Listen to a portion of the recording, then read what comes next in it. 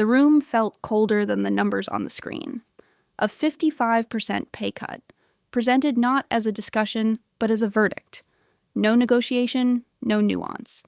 Just a sentence delivered in front of witnesses, like a carefully staged moment meant to leave no room for dignity, let alone resistance. She didn't argue.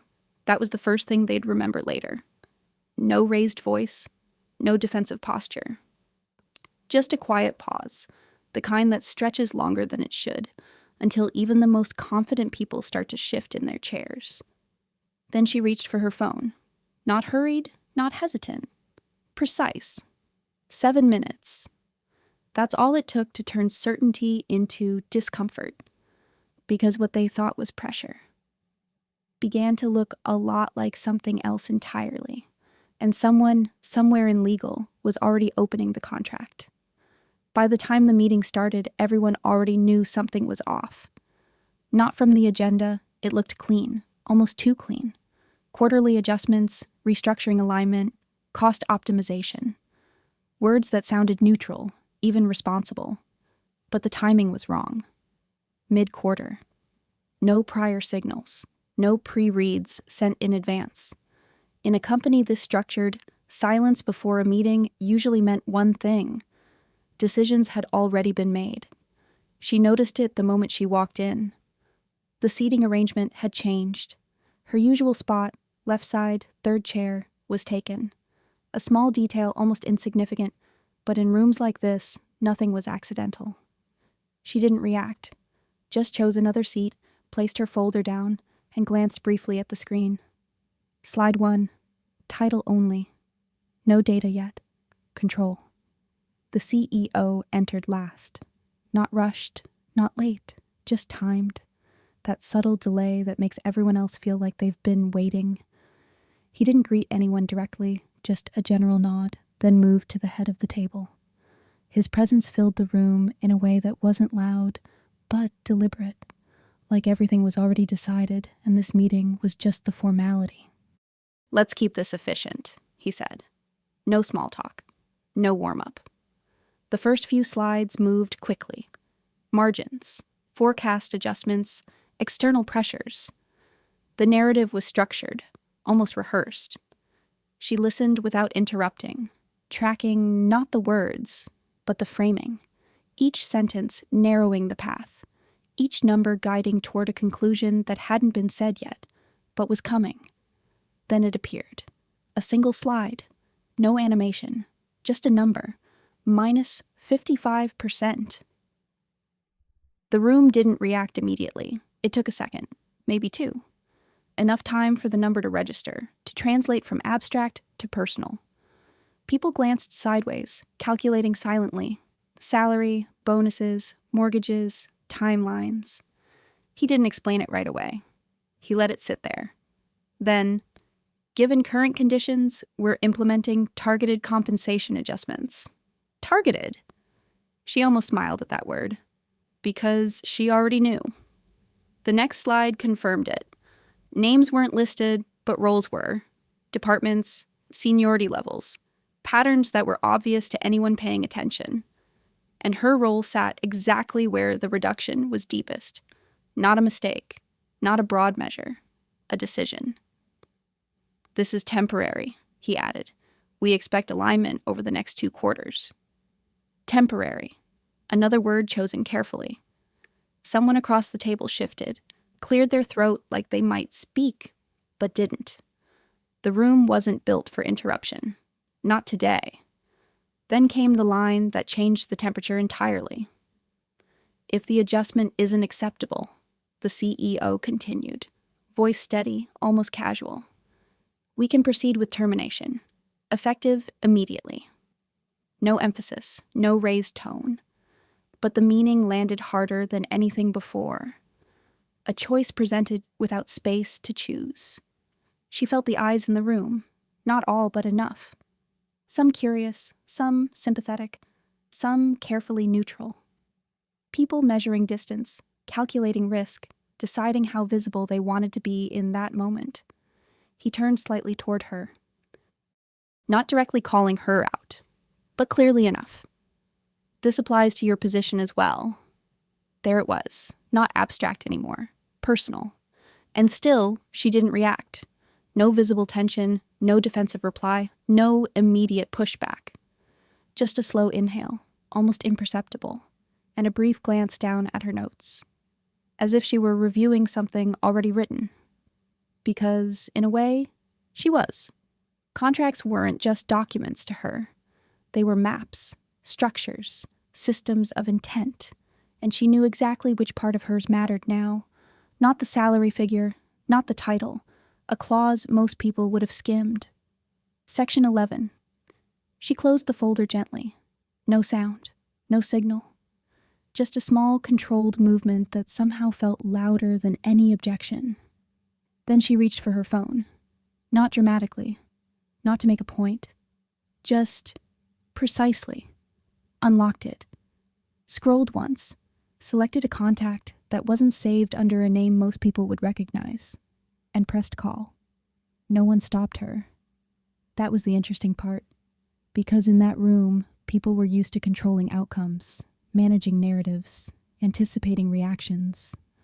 But this quiet deviation from the script wasn't something they had prepared for. The line connected. She didn't speak immediately, just listened for a second, then said calmly, "I need you to review something. Now." A pause. Then, Section 11.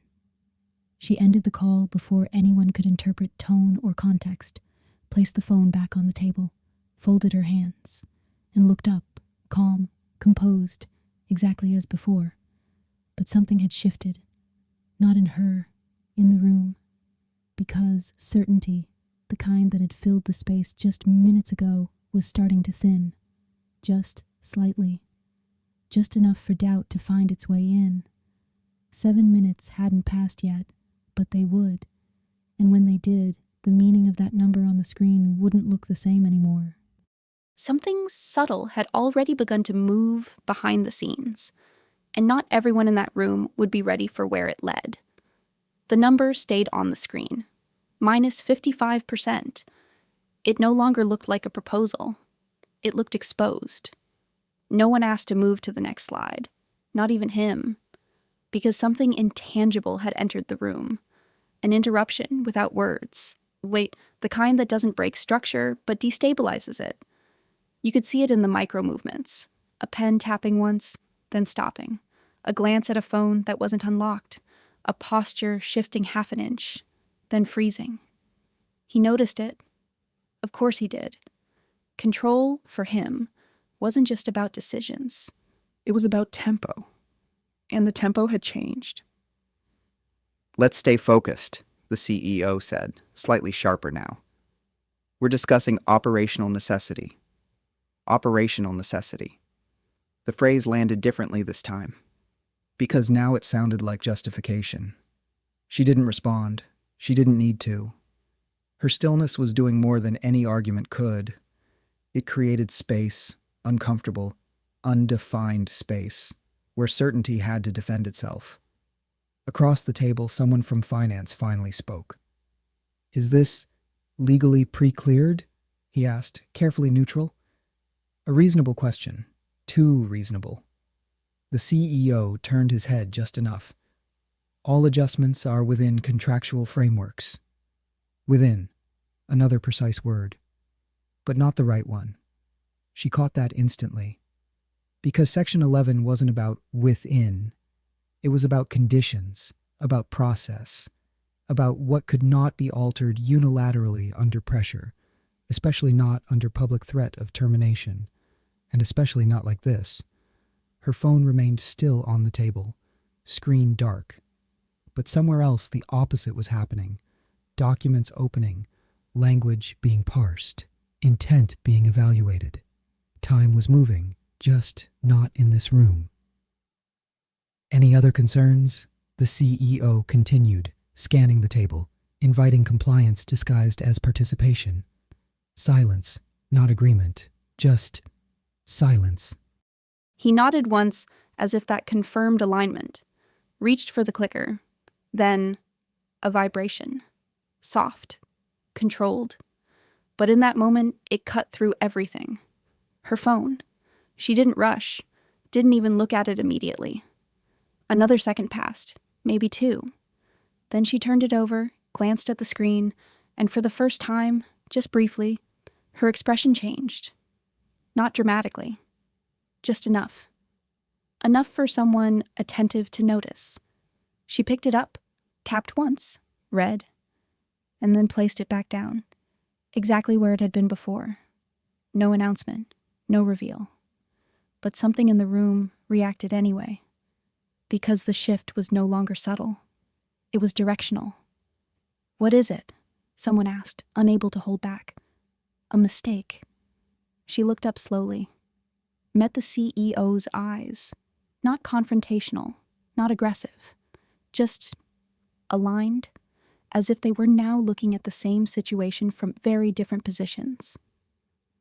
"Council reviewed Section 11, she said, voice even. "They're requesting clarification on the method of implementation." Clarification. Another calm word. But this one carried weight, because it implied scrutiny. The CEO's expression didn't change immediately, but the pause before he responded was new. "It's a standard adjustment," he said. "There's nothing to clarify." She tilted her head slightly. "Then it should be easy to document. No edge, no push, just logic. And logic in that moment was far more disruptive than emotion." Across the table, someone from legal, who had been silent until now, finally spoke.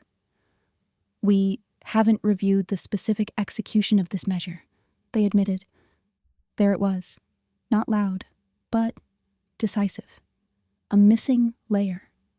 The CEO's grip on the clicker tightened just slightly. This is aligned with executive authority. Aligned, again, but now the words were starting to stack against each other. Authority, alignment, adjustment, all valid, individually. But together, they were beginning to sound like approximation. She didn't interrupt.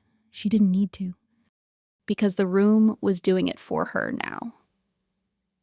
"Are we issuing amended contracts?" someone else asked. "Is this consent-based?" another voice added. "What's the timeline for acknowledgement?" Questions, real ones. Not the kind that fill space, but the kind that demand structure. The kind that slow everything down. The kind that force precision. And precision was exactly where the situation became fragile. Her phone vibrated again. She glanced down, not fully this time. Just enough to confirm. Then she spoke, quietly. Council also noted that presenting a unilateral reduction with immediate termination as the only alternative, she paused, choosing the exact phrasing, may be interpreted as coercive under Section 11. No emphasis, no dramatics, just the word, coercive. It didn't echo in the room. It settled. And once it settled, it didn't move. No one spoke. Not because they didn't understand, but because they did. The CEO leaned back slightly. A subtle repositioning, a recalibration. For the first time, he wasn't leading the room. He was inside it, evaluating, adjusting. Because what had been a controlled presentation was now something else entirely, a scenario with variables he hadn't accounted for. "Let's pause here," he said finally. Pause. A word that hadn't been part of the plan. She nodded once, not in agreement, just in acknowledgement, because the shift had already happened, not loudly, not visibly to an outsider, but structurally. The narrative had cracked, and once a crack appears in something built on certainty, it doesn't close on its own. Somewhere, documentation was already being prepared. Language was being chosen carefully, not for persuasion, for record. And in rooms like this, the difference between those two is everything. What they thought was a closed decision was now an open question. And questions once formalized don't disappear quietly. If you've ever seen a decision presented like it's final, pause and look closer. Because sometimes the most important line isn't the one on the slide. It's the one buried in the contract. Watch how this unfolds. And if you think you already know the outcome, wait until the next move is documented. The meeting didn't resume, not in the way it was supposed to. People didn't stand up right away. No one reached for laptops or made the usual closing remarks. The room held, suspended between what had been presented and what was now, uncertain. He remained seated. That, more than anything, signaled the shift, because he was the one who usually closed rooms, controlled the ending, defined when a discussion was over and what it meant. Now he was thinking, not visibly, not dramatically. But the stillness had changed. It wasn't authority anymore. It was calculation. Legal, he said finally, turning slightly, not to her, but to the counsel in the room. I want a position on this. Now. Not a request, a directive. But it landed differently than before. Because now was no longer under his control. The in-room counsel hesitated. Just a fraction of a second, but enough. We'll need to review the contractual language in full context, they replied. And the method of communication. Method. That word again. It kept returning, like a fault line no one could step over without consequence. He nodded once, short, controlled. Do it. 2 syllables. But even that sounded narrower than before. She watched quietly, not observing him, but observing the structure. The way authority redistributed itself under pressure. The way certainty fragmented when it encountered precision. Her phone remained still. No more vibrations. Which meant one thing. The initial review was done. Now came the formal layer. Documentation. Positioning. Language that didn't just describe events, but defined them. Across the table, the head of HR spoke. Careful. Measured. We can reframe the communication, she suggested. Position it as voluntary restructuring participation. Voluntary. A clean word. A safe word.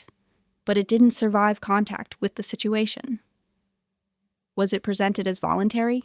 Someone from operations asked. Silence. Not long. Just enough. No, the HR head admitted. And with that, the word lost its function. Because in corporate environments, words don't operate on intention. They operate on record. He exhaled slowly, leaned forward again. Fingers interlaced. A reset posture. We're overcomplicating this, the CEO said. We have executive discretion over compensation structures. Discretion. Another strong word, another accurate one, but incomplete. She spoke for the first time in several minutes.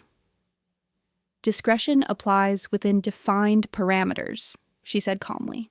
Section 11 outlines those parameters. No challenge, just alignment with text. That was the difference. Because arguing with a person invites resistance. Aligning with a document invites verification. And verification changes the game entirely. The legal counsel in the room shifted, opening their laptop now. Finally. Typing, not quickly, but deliberately. Pulling the document, locating the clause. Seconds passed. Then, Section 11, they said quietly, eyes scanning. Pay modification conditions require a pause, written consent without undue pressure, and a defined review period. There it was. Not interpretation. Text. Verifiable. Stable. He didn't interrupt, didn't correct, but his posture changed again, subtly but unmistakably. Shoulders less rigid, lean less forward, a recalibration from assertion to assessment. Undue pressure, someone repeated under their breath. The phrase didn't need volume. It carried itself. She didn't look around the room. She didn't need confirmation. The structure had already shifted. The moment had moved from internal discussion to something that could exist outside this room. And once that threshold is crossed, everything slows down, because speed becomes risk. All right, he said finally. We'll revisit the implementation. Revisit. A retreat Carefully worded. Not an admission. Not yet, but directionally clear. The head of finance spoke again, more confidently this time. "What about exposure?" he asked, "if this is challenged?" A direct question, the kind that forces numbers. Legal didn't answer immediately. They closed the document, then opened it again, as if confirming what they had already seen.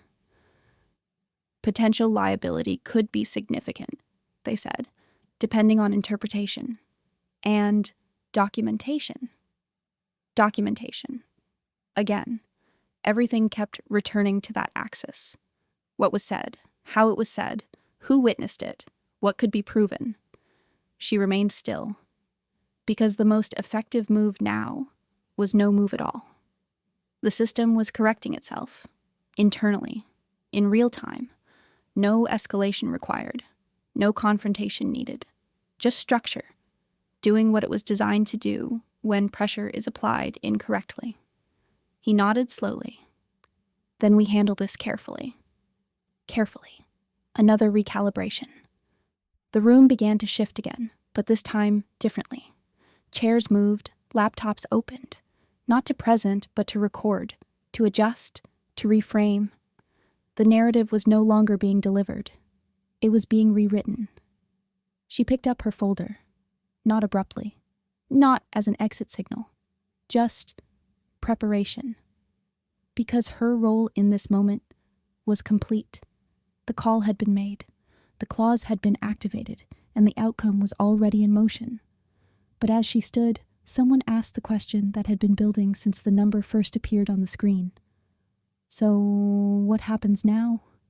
She paused, just slightly, then answered without turning it into a statement, without claiming control over the outcome. "That depends," she said, "on what gets documented next." And that was the truth, because decisions can be reversed quietly. But records, they stay. Somewhere, a draft was already being written. Language precise, neutral, clean. Not to argue, to define. And once defined, it would be very difficult to undo what had just happened in this room. The silence that followed wasn't empty anymore.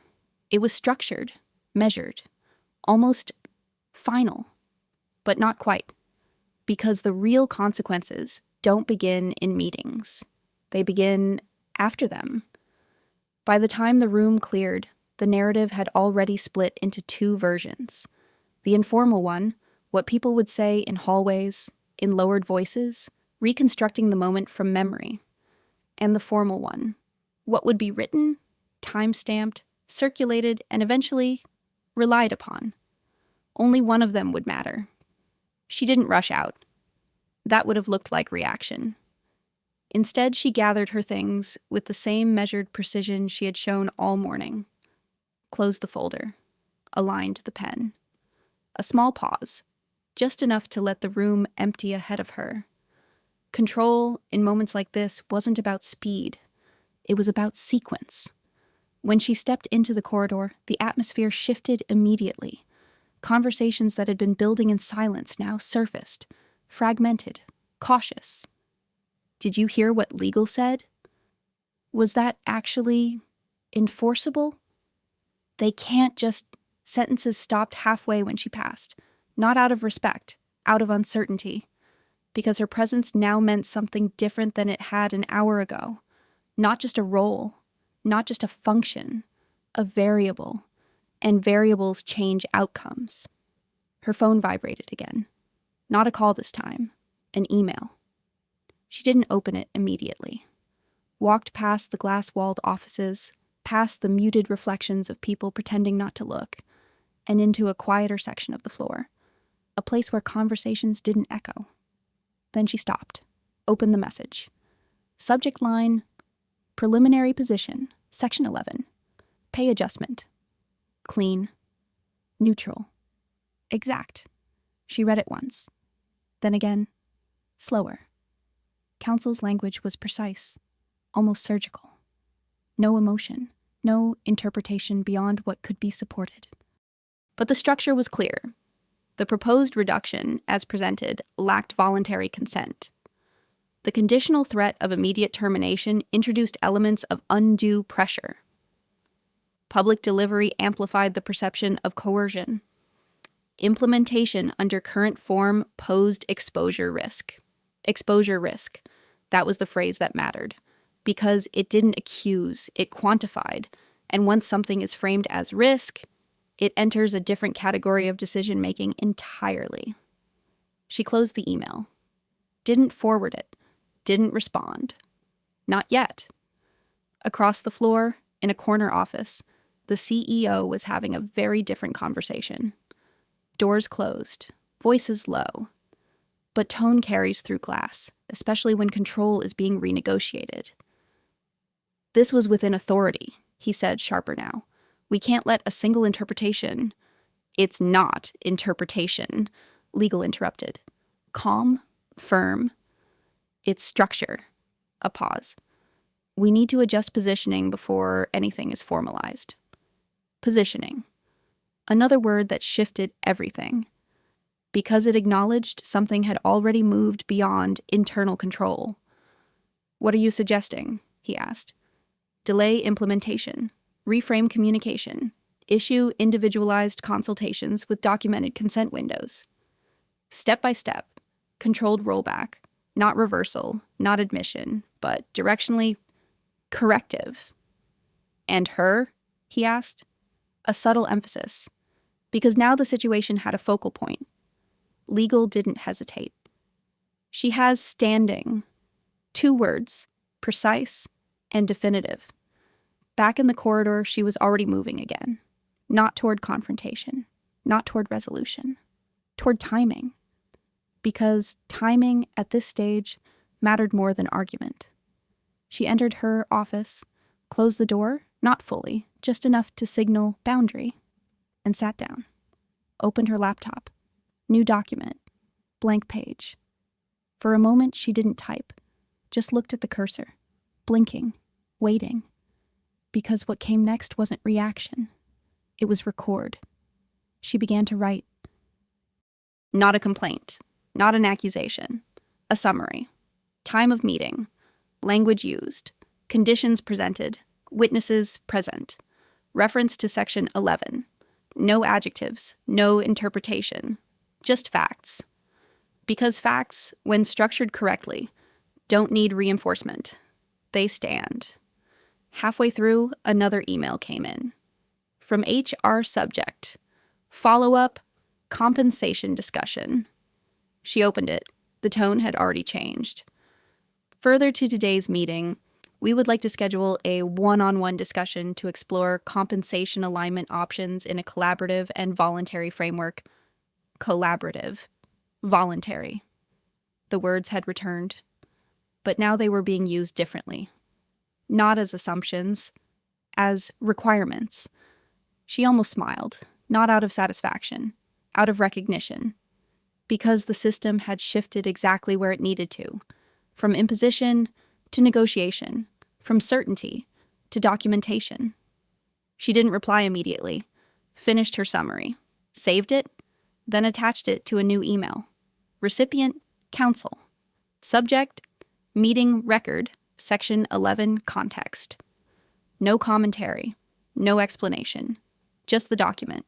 Sent, a quiet action, but one that moved the situation from internal correction to formal track. Across the building, similar documents were likely being drafted, different perspectives, same moment, all converging toward a single question. What actually happened? And more importantly, how would it be defined? Because once a definition is agreed upon, consequences follow. Not instantly, not dramatically, but inevitably. Her phone remained still. No more urgency, no more interruptions, which meant one thing. The critical phase had passed. Now came process, and process, when triggered correctly, doesn't rush. It builds. Somewhere, a revised communication was already being prepared. Careful language, adjusted tone, structured options. Not because they wanted to, because they had to. She leaned back slightly, eyes on the screen, expression unchanged. But the dynamic had inverted. What had started as a directive was now a situation being managed, and management, under scrutiny, follows a different set of rules. The room from earlier felt distant now, almost irrelevant, because the real outcome wouldn't be decided there. It would be decided in documents, in phrasing, in timelines, in what could be shown and what could not. The silence this time wasn't tense, it was procedural, and that's when outcomes become very hard to avoid. 3 days later, the language arrived. Not in a meeting, not on a screen, in a room full of observers, in an email, time-stamped, formatted, deliberate. Subject, compensation framework update, voluntary alignment process. She read it once without reaction, then again, slower. The structure was careful, almost architectural in its precision. No mention of percentages, no reference to ultimatums. Instead, a sequence of steps. Individual consultations to be scheduled, written proposals to be provided in advance, a defined review period for consideration, explicit acknowledgement of voluntary consent, each line, a correction, each sentence, a quiet distance from what had happened 3 days earlier. No one would say it directly, but the contrast was unmistakable. The original moment, public, immediate, conditional, had been replaced with something controlled, measured, compliant, not because of preference, because of exposure. She didn't reply, didn't need to. Her position hadn't changed, but the environment around it had. Across the company, conversations had evolved. Not louder, sharper. People weren't asking what the decision was anymore. They were asking how it would be handled. And that shift, subtle as it seemed, was everything. Because outcomes in systems like this don't hinge on intent. They hinge on process. Later that afternoon, she was invited, formally this time. Calendar notification. One-on-one, compensation discussion. Duration, 30 minutes. Participants, HR, legal, executive. No audience, no stage. Just structure. She entered the room exactly on time. Different room this time. Smaller, no screen, no presentation. A table, 3 chairs, balanced. That too wasn't accidental. The CEO was already there, not at the head, alongside. Another adjustment. HR opened the conversation. "Thank you for taking the time," she began, tone measured. "We'd like to discuss potential alignment options regarding your compensation structure." Potential. Options. Language had softened, not in meaning, in positioning. She listened, didn't interrupt. Let the full proposal be presented. Ranges, timelines, alternatives. A framework built carefully enough to withstand scrutiny. When they finished, there was a pause. Not the heavy silence from before. A different one. Structured. Expected. She opened her folder. The same one. From 3 days ago. And placed a single page on the table. Not sliding it forward, just placing it, centered, a copy of her summary. Time, language, conditions, witnesses, no interpretation, no commentary, just record.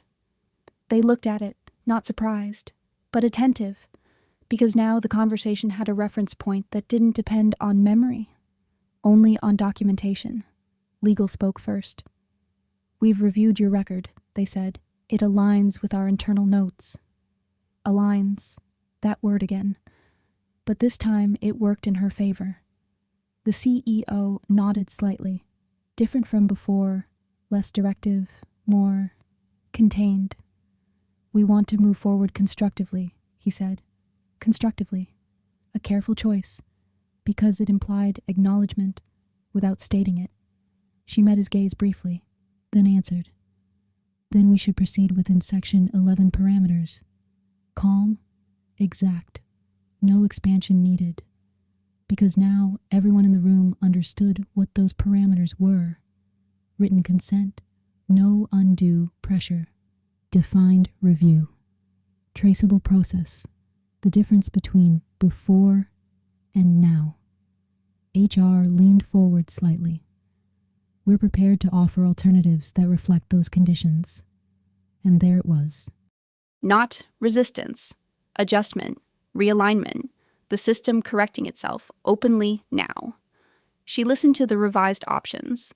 They were different, not just in numbers, in structure, time to consider, freedom to decline, documented pathways, choice, actual choice.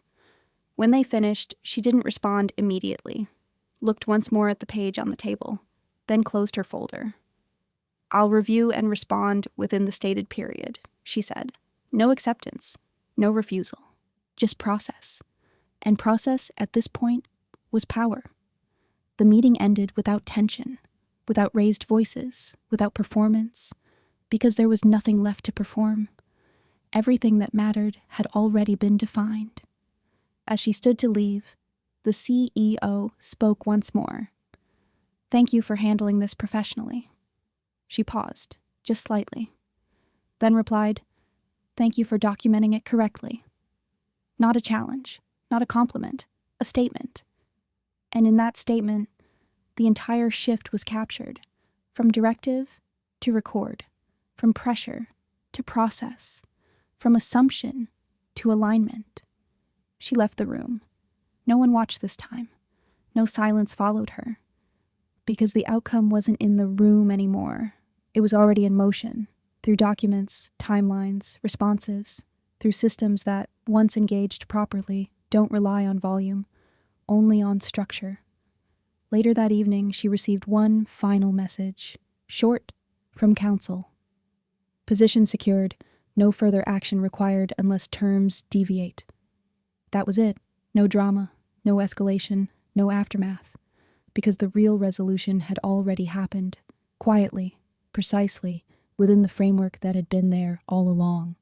Most people never notice those frameworks until someone uses them, and when they do, even a 55% decision can disappear without a sound. End.